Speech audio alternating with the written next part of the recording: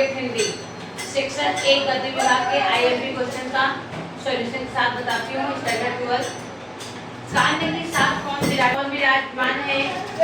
आपका इसमें देखिए श्यामा अर्थात राधा, श्यामा अर्थात राधा। और उन्हीं का अर्थ क्या है? मौखिक। ऋषि अपने हाथ से गोपियों पर क्या डालते हैं? चंदन केसर। गोपियां किसकी बनीमाला पहनेंगी? गुंजा की। निशी दोष रहे साथ लगी या सौती तापन क्यों सही? काव्यांश में निशिधोष शब्द का अर्थ क्या है? इसका मतलब होता है निशी मतलब होता है रात और धौष मतलब होता है दिन। निशिधोष रात दिन। और अगला क्वेश्चन, गोपियां किसको अपना सौ समझती हैं? मुरली को। मुरली को गोपियां अपना सौ समझती थी। इसका ऑप्शन रात दिन रहेगा। काल में बस बांसुरी के, अब तो व्रत में बांसुरी रहेगी, कौन इसको चाहेगा? इसका जो है आगे का आंसर जो है आपको देखिए, अब कौन सखी उनको चाहिए? कृष्ण बांसुरी के हो गए।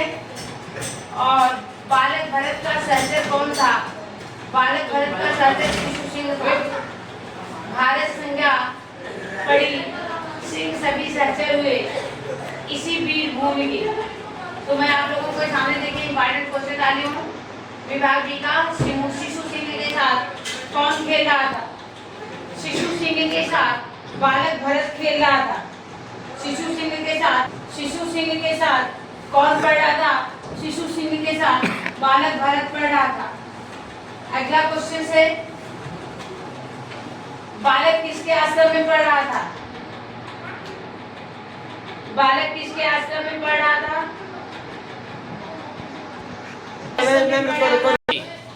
बालक किसके आश्रम में पढ़ रहा था? ऋषि कश्यप के आश्रम में पढ़ रहा था। कृषि ऋतु का सुप्रभात था। यहाँ पर दो ऋतु आया है, बसंत ऋतु और वर्षा ऋतु। यहाँ पर बसंत ऋतु आएगा। और आगे का देखिए क्वेश्चन, मंद मंद क्या बह रहा था? मंद मंद क्या बह रहा था? मंद मंद अनिल। अनिल यानी क्या होता है? हवा। मंद मंद अनिल बह रहा था। जब बादल को गिरते देखा तो किस ऋतु का प्रभाव था? वसंत ऋतु का प्रभाव था। कवि ने मानसरोवर के श्याम नील शरीर में किसको तैरते देखा?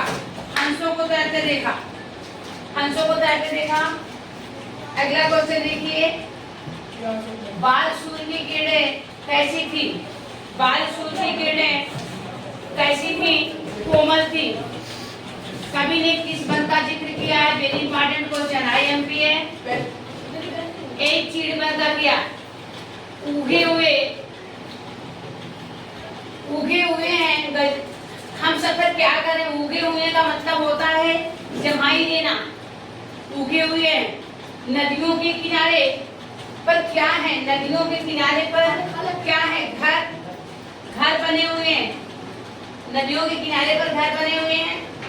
और अगला देखिए, कवि ने झुंझुना किसे कहा है? जो अपनी बातों को खुद नहीं कर पाता, कवि ने उसको झुंझुना कहा है। स्वयं को, स्वयं यानी अपने आप को कवि ने क्या कहा है? झुंझुना कहा गया है। अपनी बातों को जो लोग कर नहीं पाते उसको झुंझुना कहा जाता है। दरख्तों के तने कैसे हैं? नाजुक हैं। दरख्तों के तने नाजुक यानी कोमल हैं। और आगे का क्वेश्चन है, जो बीत गई सो बात गई। जो बीत गई सो बात गई, इसमें क्या था? आगे क्या आएगा? जो बीत गई सो बात गई। हरिवंश राय बच्चन का है, ये भी आईएमपी है। कब अंबर शोक मनाता है? जो बीत गई सो बात गई। मतलब आपको बीते हुए दिनों को याद करके पछताना नहीं चाहिए। लघु जीवन लेकर आए हैं। लघु जीवन लेकर आए हैं। इसमें आएगा पर टूट गया तो टूट गया। मतलब हम लघु जीवन का मतलब होता है हम छोटा जीवन लेकर आए हैं। हमको अगर हमारी लाइफ में कोई दुख तकलीफ आता है, हमको उसके लिए परेशान नहीं होना चाहिए। आएगा प्याले टूटाई करते हैं। चक्रवर्ती सम्राट कौन है? चक्रवर्ती सम्राट जो है यहाँ पर युधिष्ठिर को बताया गया है। युद्ध की, साम्राज्य की, संबंध की, सभी की, निम्न से किसकी सीमाएं निश्चित हैं? सभी की। और चक्रवर्ती सम्राट युधिष्ठिर को बताया गया है, ये महाप्रस्थान लेसन का है। युद्ध और आतंक किसके पर्याय है? सामाजिकता के। जड़ किसका प्रतिनिधित्व करता है? जड़ का। ये भी IMP है।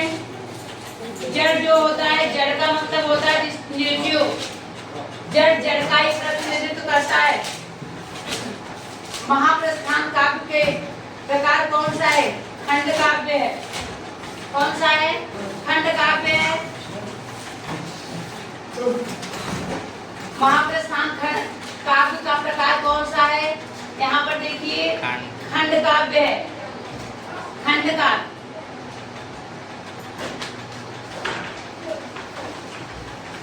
कवि ने चिट्ठी की तुलना किससे की है? परकटे पंछी से की है। जैसे परकटा पंछी और फड़फड़ाता होता उसी प्रकार से किया है। बहिरंग बेनाम चिट्ठियां के लेखक कौन है? रामदास मिश्र। रामदास मिश्र जी हैं।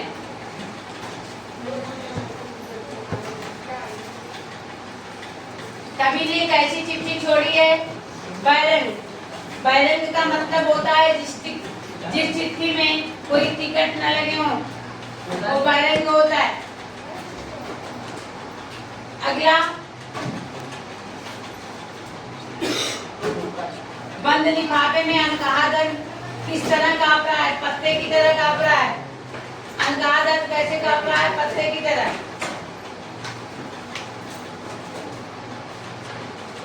बहिरंग में नाम चिट्ठियां कौन नहीं है? उसका कोई वारिस नहीं है। डाकिया दर लेकर क्या घूम रहा है? बहिरंग में नाम चिट्ठियां लेकर घूम रहा है। डाकिया दर क्या लेकर घूम रहा है? बहिरंग में नाम चिट्ठियां। खालिद बनकर कभी कहाँ बसेरा करना चाहता है? पीपल के ब्रिज पर। दीदी यदि नहीं है तो कभी क्या बनना चाहता है? दीदी यदि नदी है तो कभी क्या बनना चाहता है? मछली।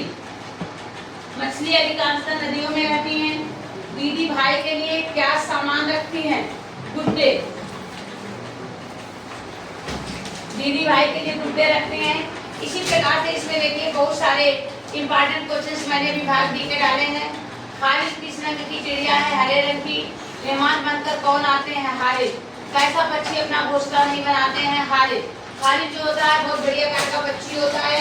वह हाथ में अपने पाँव की लकड़ी लेकर चलता है। कैलेंडर को देखकर कभी को क्या याद आती है? रोज की दिनचर्या। Very important questions. रोज की दिनचर्या। कभी घर से निकलकर कहाँ जाना चाहता है? दफ्तर। दफ्तर का मतलब होता है ऑफिस जाना चाहता है।